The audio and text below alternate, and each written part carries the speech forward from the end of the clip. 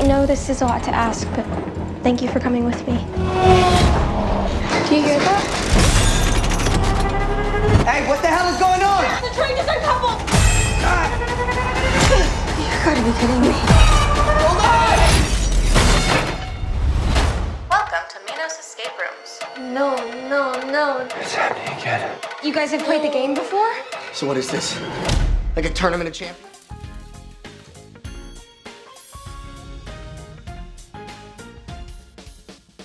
Hi, Adam. How are you doing? I'm well, Jamal. How are you doing? I'm doing well. After watching Escape Room Tournament of Champions, my first question was like, how big are the production designers and production coordinators to this project as opposed to another? Because it seems like it has a lot to do with story, a lot to do with design of the set. Yeah, I mean, they're super logistically challenging. I mean, look, Ed Thomas, who's my production designer, he's just a master. And we shoot these movies. We shot both of them in Cape Town, South Africa. And I don't think there's any other place in the world we would have got the value we did. They have incredible construction teams and stuff. And so, a lot of it starts with the development and figuring out like what's a really cool space that we can turn into a death room, so to speak. And so the development of the script is really key. And we, in the first movie, we did a lot of like the ways to kill people, right? We have fire, we have gravity, we have ice, we have gas. And so it was like coming into this movie, it's like, shit, how do we kill people in a way that's PG-13, that isn't relying on gore and blood? And so I, as a kid, was always scared of subway train cars. And, you go into all these tunnels. I grew up in Boston, and the idea of like an electricity, the third rail, you always heard about people getting electrocuted. And so it was sort of like that image of like a cool way to pull the audience, pull the characters back into the game. And so it started with the train as an idea. Okay, we're underground now. What about a bank with lasers? And so to answer your question, Ed, so we have the script, and like we have a train car. Well, we're in Cape Town. There's no subways. And so Ed has to literally fabricate an entire New York City train.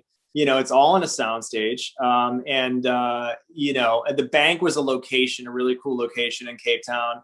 And then the beach was all built from scratch. They brought in 20,000 kilos of sand from a local beach there in South Africa. We had actors going through the sand. The special effects team aerated it and made it like liquid. So you had actors sinking, and it was kicking up sand in their faces and scratching their eyes. So each room was like its own movie in a way, and most of them were builds. Most of them were Ed. He'll give us like a concept art of like what the space is going to look like. Mark Spicer, my DP, will figure out like how we're going to light it. And then then they build them. I assume that most projects, kind of begin with the script, and then you do storyboarding and otherwise. But for this project, do you have to do storyboarding along the way? Do you have to like, not just have the written word, but see these pictures before you could come to completion on what this project is going to be, as opposed to a different script? Yeah, I mean, usually it's about figuring out like what the room is going to be first. And then, once we write the script, the puzzles themselves have to be very specific, because all those clues have to be fabricated and created. So it is on the page first, and then we'll get like a nice concept art. And then once we start the build, what I'll do is I have a 3D model of the set, and then I start doing storyboarding and shot listing based on, I'm looking around the set. I'm like, oh shit, I can't get a crane up here because this sign is here. So the art department gives me this file that I can kind of manipulate on my computer. And then we figure out where we're going to put cameras. We don't do as many storyboards the way, like if it was a big action movie, it would be a lot of storyboards, probably a lot of previs at this point, which is like an animated storyboard or an animated, like a cartoon.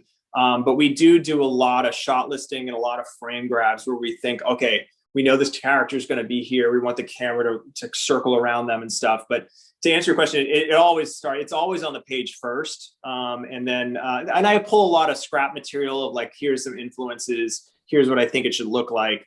But it's script first, concept art, and then shot listing, really. So I know at the beginning you said that you had to think of like ways to kill people in a PG-13 way. So now that we're through 2 iterations of Escape Room, I mean, like, do you have stuff that didn't make that got cut in the editing room, or do you still have enough ways to kill people for a third round of this? I said Escape Room 3 should be the Zoom waiting room. You know, it's like where people are just stuck on Zoom. Yeah, we definitely have a lot of ideas. I mean, I wanted to do like a zero gravity room where they all get locked into spacesuits and they're floating up on a fan. And there's something on the ceiling that's going to kill them, and they have to like change an O-ring on you have like a diorama of the earth beneath them or something like that. Or, in Boston, there was this great molasses flood where like 30 people died in a factory. They were killed by sugar, like a lava flow of sugar killed them. So there's a lot of cool ideas. Honey, I Shrunk the Kids, like we'd like to do a version where they come out into a room and everything is big, and they're like miniature. So there's so many ways you can come up with it. It's just about like what's the right tone for the movie, because there's no shortage of ideas, that's for sure. Yeah. And how fun is this for you? Like, I mean, I know the movie making process is tedious, but it seems like this is, it's like you're playing a game at the same time with the puzzles and reverse engineering this. Like, how fun is this project as just a project to do? Look, I'm always grateful to be working and to be able to make movies. This movie was incredibly hard in terms of logistics and the timing. And, I would have liked more time on the script and all the, it was just it was a rush kind of experience. But it's super fun, and what's great is like when I see an image in my head, when I pitch to Sony, we're going to derail a train car and turn it into a giant Tesla coil. And now to see it actually, it's going to be in theaters across the country. It's very humbling. And I'm just lucky. I work with a lot of really talented people that make me look good on a daily basis. And I think that's the best part, is even when I'm exhausted and tired, I see the crew working with such passion. And that's always what lifts me up the most. I always say it's a stay of execution. If I get to make one more movie, maybe they won't know that I don't know what I'm doing, so that that's always my mindset. Yeah, well, I love the movie. I guess my favorite room was the acid rain, I believe. Oh, cool. Yeah, and but keep on making them, man. We'll keep on watching. I appreciate you like breaking down the film process for me. I was excited to talk to you about the process of making this, because I thought it was like real intriguing to direct this type of film. Thanks for your time, Adam. I appreciate that. I'm glad you liked the acid room. That's the one that was the hardest. So I appreciate you liked it. All right. Thank you, everybody. Take care. Perfect.